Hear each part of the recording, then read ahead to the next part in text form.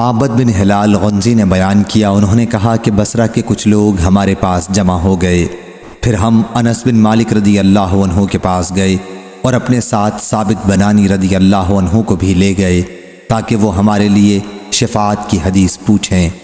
حضرت انس رضی اللہ عنہ اپنے محل میں تھے اور جب ہم پہنچے تو وہ چاشت کی نماز پڑھ رہے تھے۔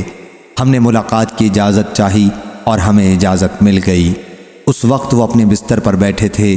ہم نے ثابت بنانی رضی اللہ عنہ سے کہا تھا کہ حدیث شفاعت سے پہلے ان سے اور کچھ نہ پوچھنا۔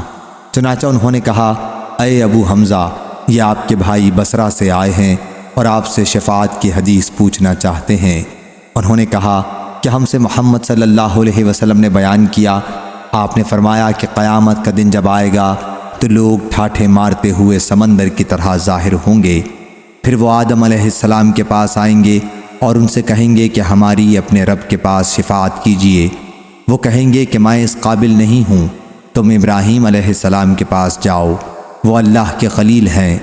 لوگ ابراہیم علیہ السلام کے پاس آئیں گے، وہ بھی کہیں گے کہ میں اس قابل نہیں ہوں، ہاں تم موسیٰ علیہ السلام کے پاس جاؤ کہ وہ اللہ سے شرف ہم کلامی پانے والے ہیں۔ لوگ موسیٰ علیہ السلام کے پاس آئیں گے اور وہ بھی کہیں گے کہ میں اس قابل نہیں ہوں، البتہ تم عیسیٰ علیہ السلام کے پاس جاؤ کہ وہ اللہ کی روح اور اس کا کلمہ ہیں۔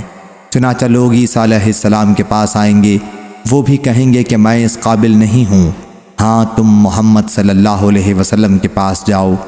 لوگ میرے پاس آئیں گے اور میں کہوں گا کہ میں شفاعت کے لیے ہوں، اور پھر میں اپنے رب سے اجازت چاہوں گا اور مجھے اجازت دی جائے گی، اور اللہ تعالیٰ تعریفوں کے الفاظ مجھے الہام کرے گا جن کے ذریعے میں اللہ کی حمد بیان کروں گا جو اس وقت مجھے یاد نہیں ہے۔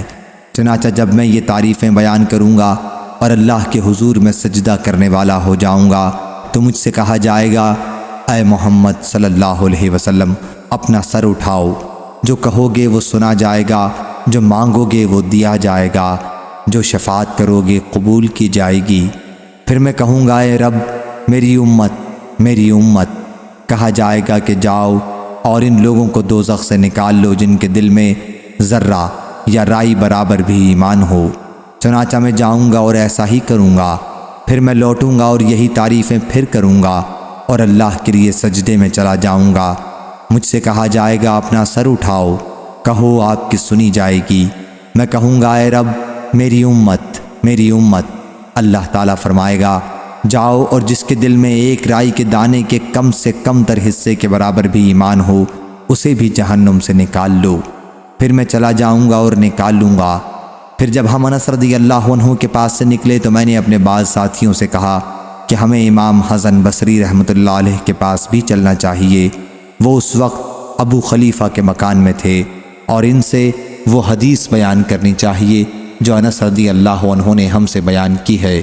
چنانچہ ہم ان کے پاس آئے اور انہیں سلام کیا، پھر انہوں نے ہمیں اجازت دی اور ہم نے ان سے کہا، اے ابو سعید رضی اللہ عنہ، ہم آپ کے پاس آپ کے بھائی انس بن مالک رضی اللہ عنہ کے یہاں سے آئے ہیں، اور انہوں نے ہم سے جو شفاعت کے متعلق حدیث بیان کی اس جیسی حدیث ہم نے نہیں سنی۔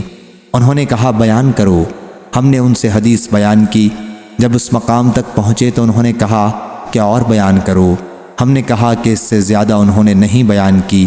انہوں نے کہا کہ انس رضی اللہ عنہ جب صحت مند تھے 20 سال اب سے پہلے تو انہوں نے مجھ سے یہ حدیث بیان کی تھی، مجھے معلوم نہیں کہ وہ باقی بھول گئے یا اس لیے بیان کرنا ناپسند کیا کہ کہیں لوگ بھروسہ نہ کر بیٹھیں۔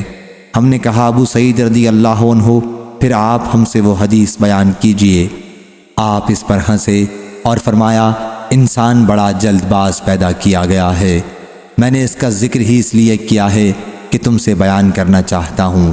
انس رضی اللہ عنہ نے مجھ سے اسی طرح حدیث بیان کی جس طرح تم سے بیان کی، اور اس میں یہ لفظ بڑھائے۔ حضرت صلی اللہ علیہ وسلم نے فرمایا کہ پھر میں چوتھی مرتبہ لوٹوں گا اور وہی تعریفیں کروں گا اور اللہ کے لیے سجدے میں چلا جاؤں گا۔ اللہ فرمائے گا، اے محمد صلی اللہ علیہ وسلم، اپنا سر اٹھاؤ، جو کہو گے سنا جائے گا، جو مانگو گے دیا جائے گا، جو شفاعت کرو گے قبول کی جائے گی۔ میں کہوں گا، اے رب مجھے ان کے بارے میں بھی اجازت دیجیے جنہوں نے لا الہ الا اللہ کہا ہے، اللہ تعالیٰ فرمائے گا میری عزت، میرے جلال، میری کبریائی، میری بڑائی کی قسم، اس میں سے انہیں بھی نکالوں گا جنہوں نے کلمہ لا الہ الا اللہ کہا ہے۔ صحیح بخاری حدیث نمبر 7510۔